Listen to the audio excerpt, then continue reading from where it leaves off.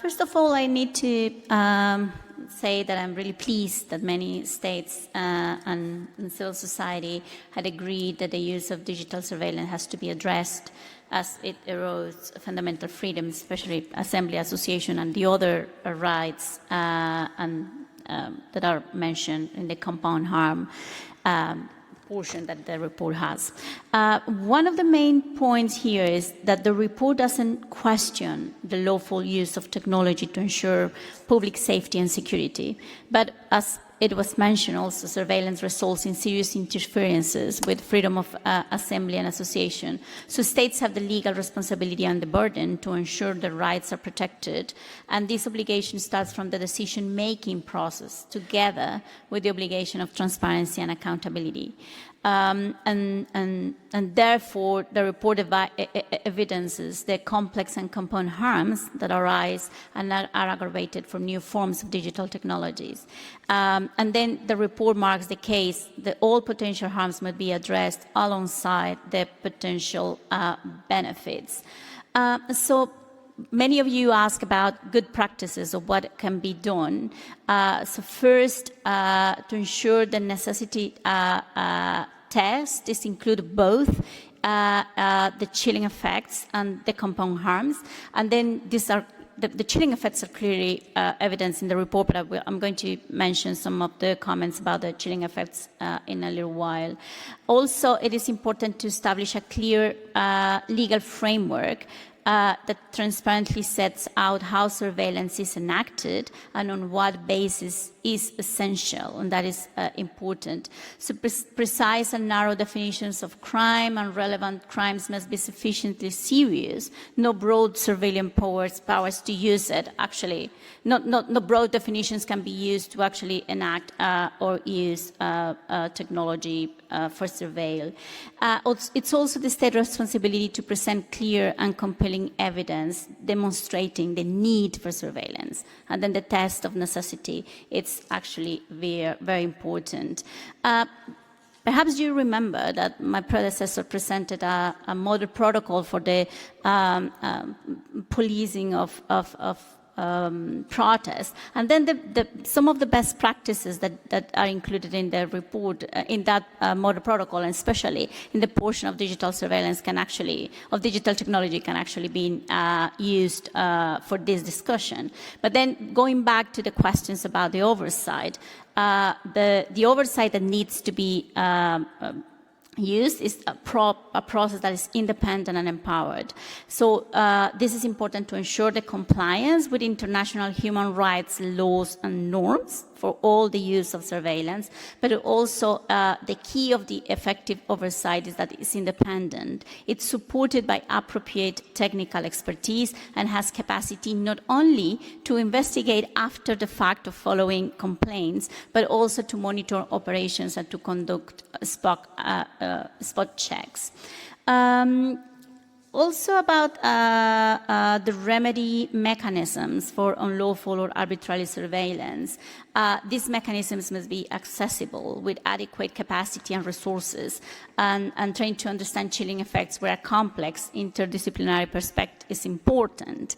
But it cannot be left to victims of surveillance themselves. And then here the point of how difficult it is to measure the chilling effects, it comes more relevant, because as it is difficult, the states need to do like a proper and bigger effort to try to actually measure those chilling effects in all your countries. This needs also proper independent oversight alongside robust accountability mechanisms. The victims themselves don't need to do to have the burden to prove themselves that they are victim of chilling effects, because sometimes they don't even know. States have a duty to prevent the harm that is occurring and to actually assess and be accountable for that harm.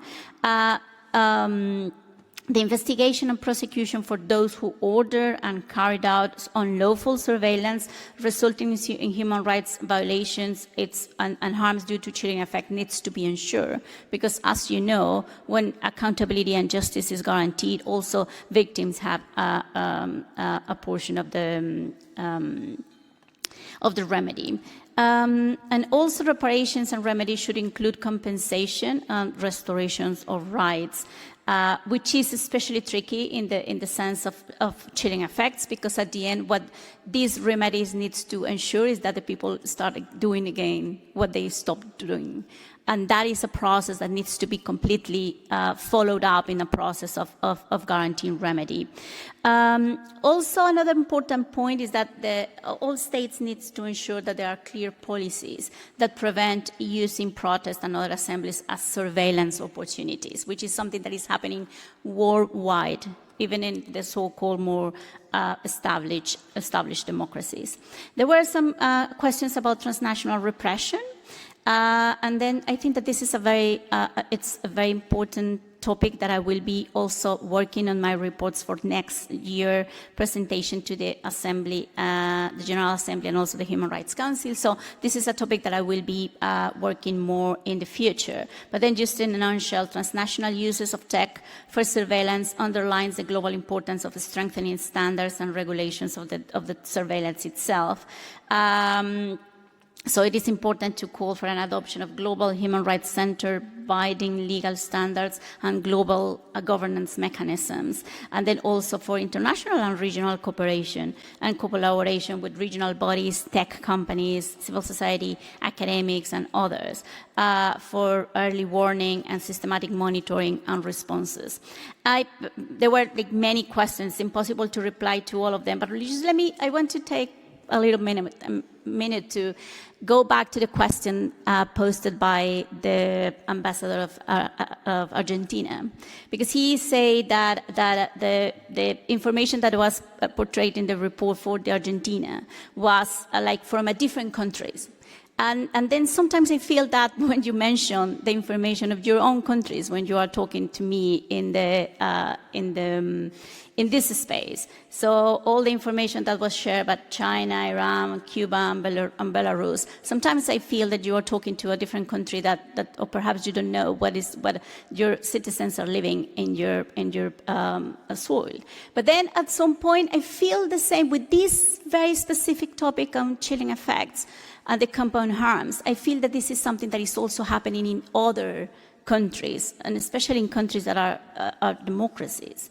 I think that perhaps because of how difficult it is to actually measure and to see the chilling effects that are there, even if we cannot see it easily, that perhaps many of you are not aware of that countries, on that people that is silenced, and all these associations that are not being able to exercise their missions because of the perceived or the real surveillance. So we need to all of you need to figure out how to collect that information, how to describe the phenomenon in your own countries, and how to do a remedy, to put a stop on the chilling effects. And for that, perhaps at some point, I could try to figure out a more practical way or guide to identify chilling effects and the cumulative harms, and then also how to do some remedies. On all the other questions, I just don't have enough time, so perhaps in another moment I can do some other response.